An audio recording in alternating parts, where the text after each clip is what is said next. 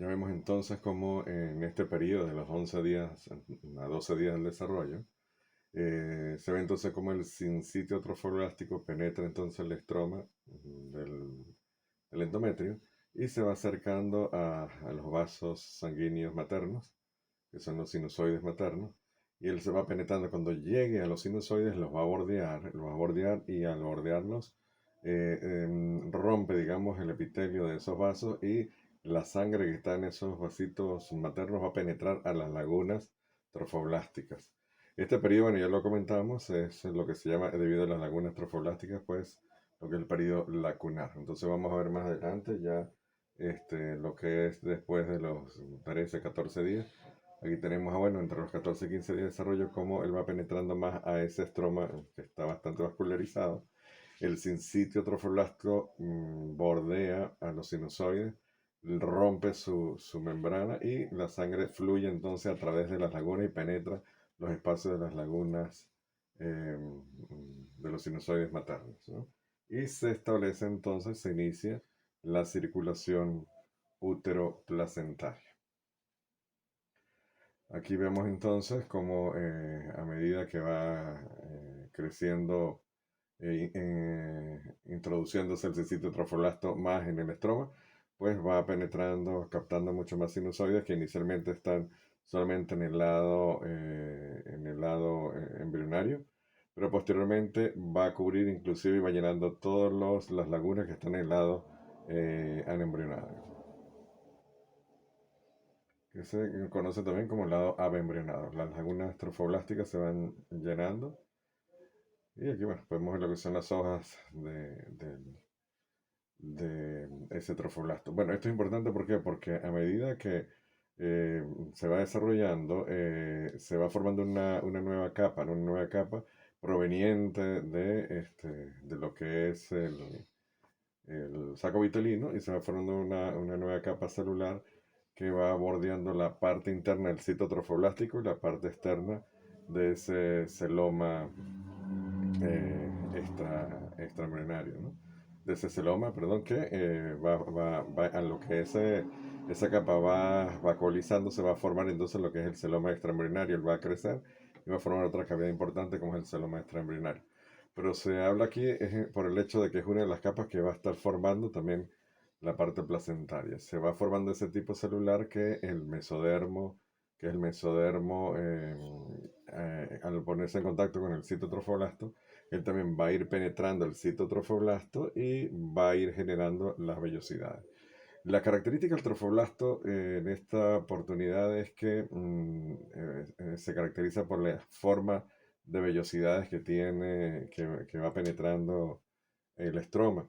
Entonces, ¿qué significa eso? Que el citotrofoblasto va multiplicando sus células, va haciendo como columnas celulares y va formando las vellosidades que serían las vellosidades primarias.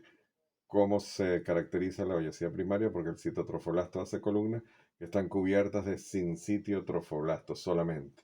La vellosidad primaria solamente está formada por citotrofoblasto cubiertas por sincitio trofoblasto. Después se va a ir formando esta capa que es el mesodermo. El mesodermo se va a ir desarrollando, va a ir cubriendo, digamos, todas las cavidades. Vamos a ver más adelante acá. ¿Ok? Se va formando entonces ese mesodermo que al final va a cubrir lo que es el saco vitelino, lo que es la cavidad amniótica y todo el trofoblasto como tal. Toda la cubierta como tal trofoblástica. Y se acerca entonces, se va introduciendo, digamos, dentro de estas columnas que ya teníamos, lo que eran las vellosidades primarias. Recordaban que eran solamente columnas de citotrofoblastos cubiertas de sincitio. Y a lo que el mesodermo se va introduciendo en el núcleo de ese citotrofoblasto o de esas vellosidades primarias, es que va formando la vellosidad secundaria. Entonces, las vellosidades primarias, repito una vez más, están formadas por citotrofoblasto y sincitio. Las vellosidades secundarias tienen sincitio, cito y tienen también mesodermo.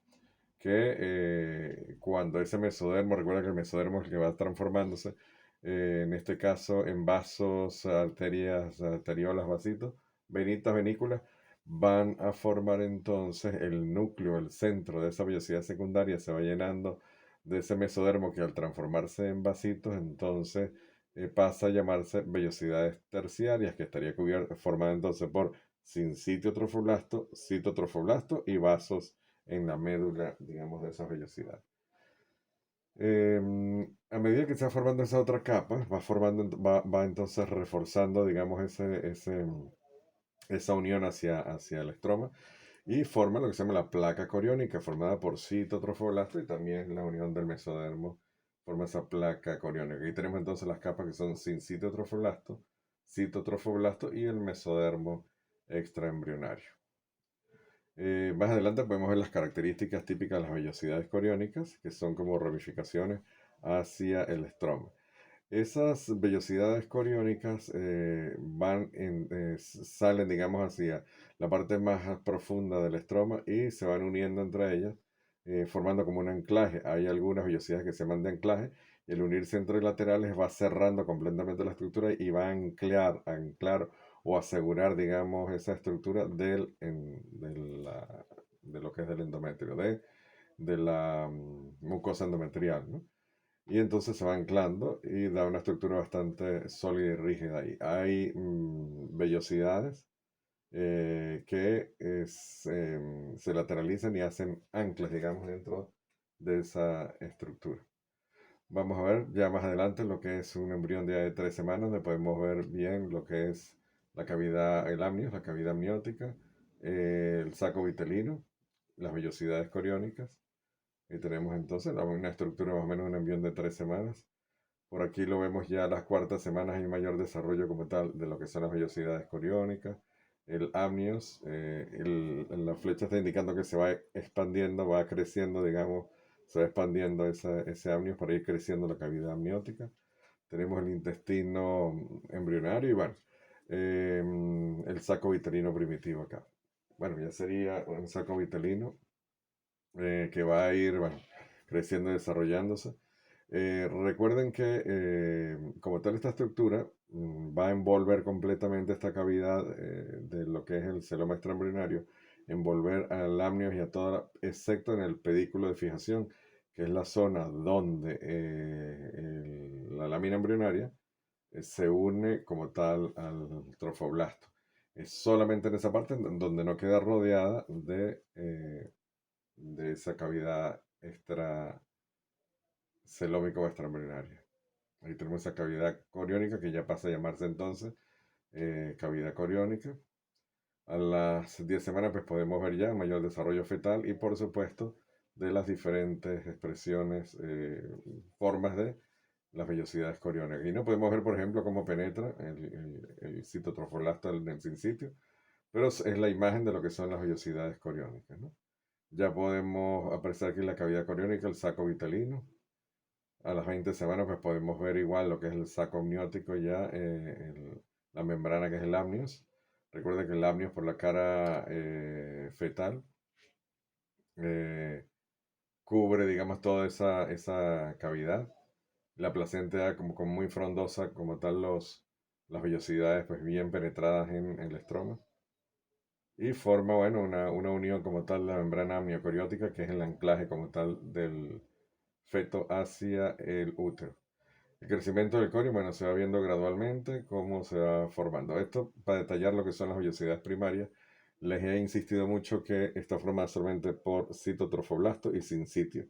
En un corte podríamos ver entonces la estructura del citotrofoblasto y el epitelio como tal de esa vellosidad va a ser el sincitio trofoblasto. No vamos a conseguir más nada, sino cito y sincitio. ¿Sí? Esas son entonces el sincitio y el citotrofoblasto. Esas son las características de las vellosidades coriónicas primarias. Vamos a ver ahora cómo sería la secundaria. Se va introduciendo entonces el mesodermo dentro de las columnas de las vellosidades primarias y podríamos ver entonces aquí ya el sincitio trofoblasto, el cito y mesodermo extraembrionario que está dentro de esa estructura. Antes no veíamos mesodermo, sino puro cito y sincitio. Aquí estamos viendo esta zona central que es mesodermo extraembrionario que penetró la vellosidad primaria.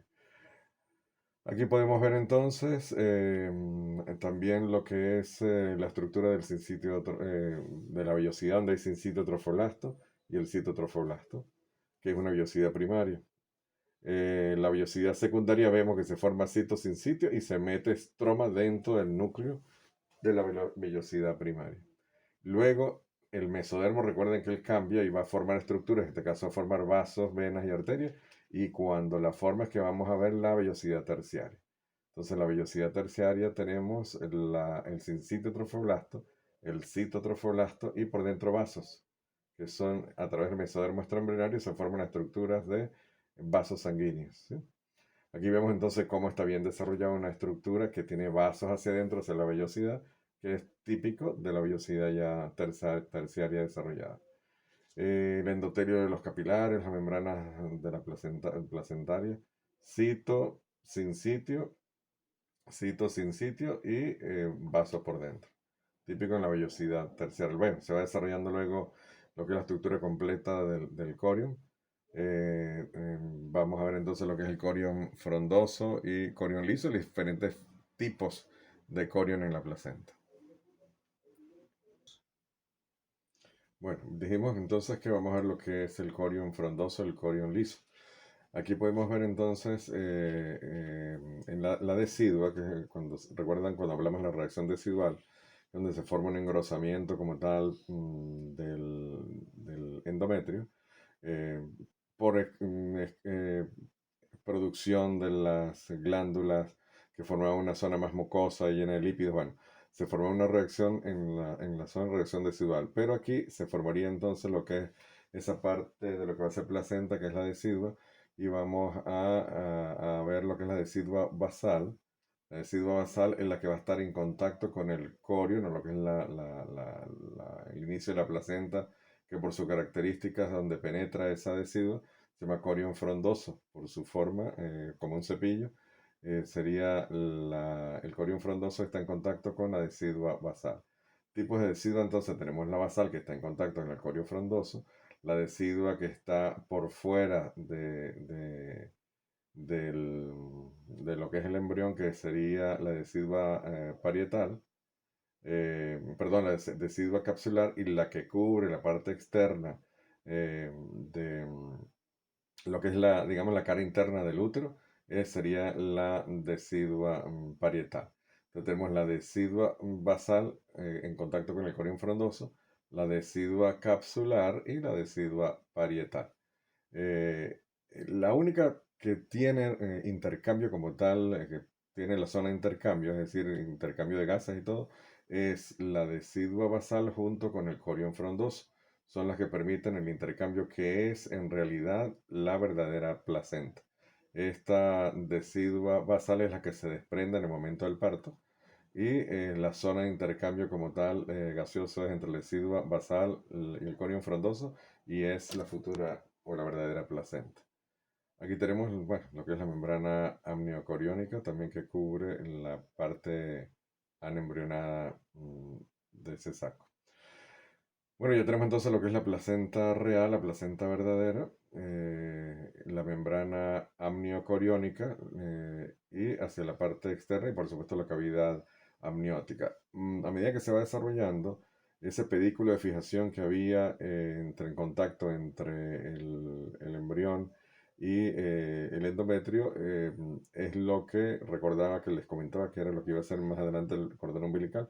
Aquí tenemos que el embrión queda flotando, digamos, en esa cavidad, unida únicamente por lo que era antes pedículo de fijación, que ahora es el cordón umbilical.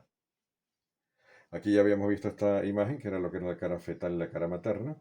La cara fetal presenta entonces esta membrana que es el amnio, la membrana amniótica, y por la otra cara sería la membrana decidual, que al cortar aquí un pedacito, digamos así, de deciduo, podemos ver entonces los cotiledones o el desarrollo como tal de esa placenta.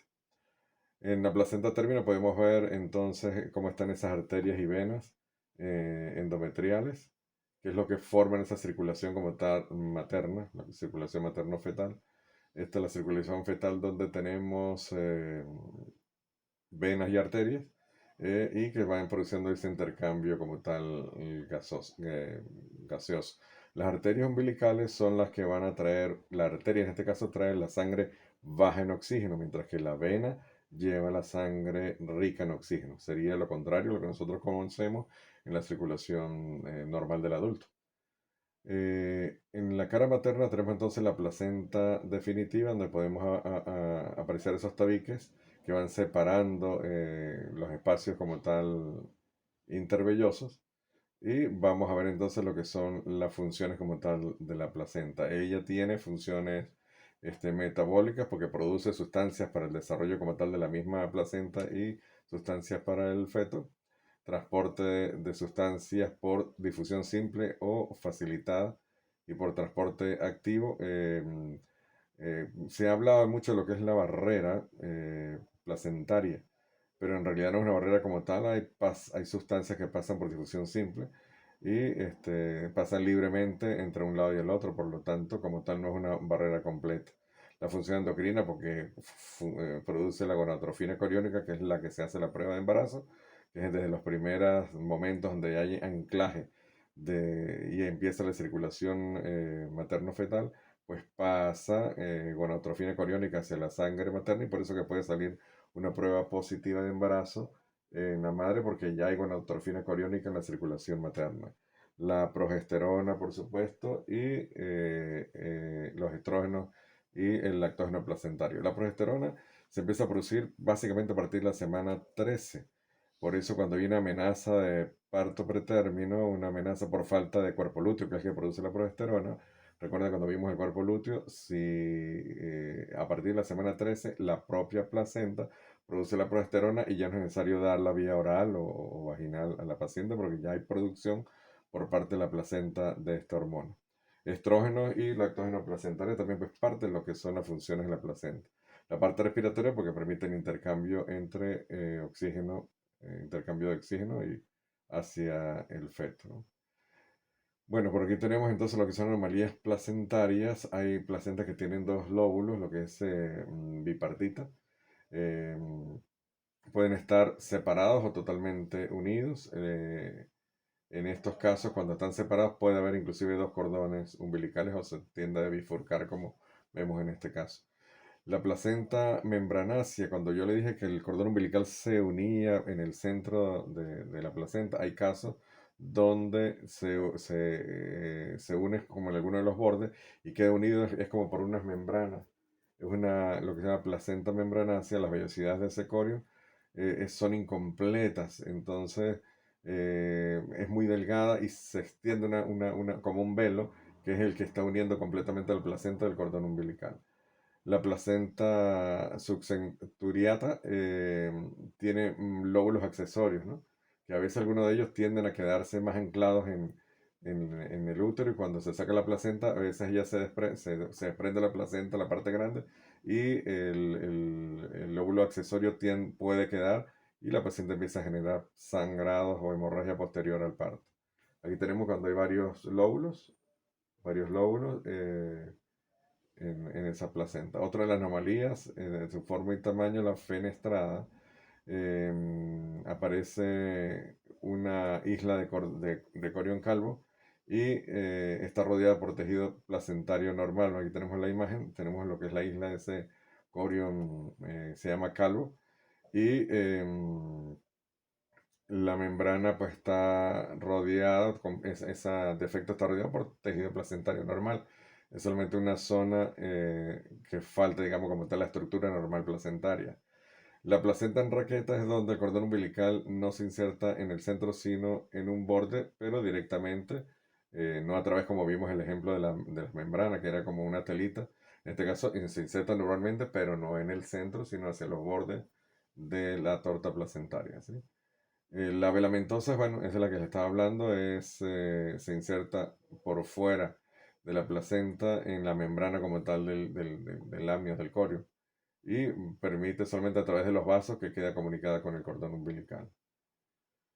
Bueno, vamos a estar pendientes entonces de lo que son estas malformaciones que tengamos la capacidad de verlas, porque muchas de esas patologías pueden estar relacionadas con un sangrado importante de la placenta, un desprendimiento prematuro de la placenta o lo que se llama rotura prematura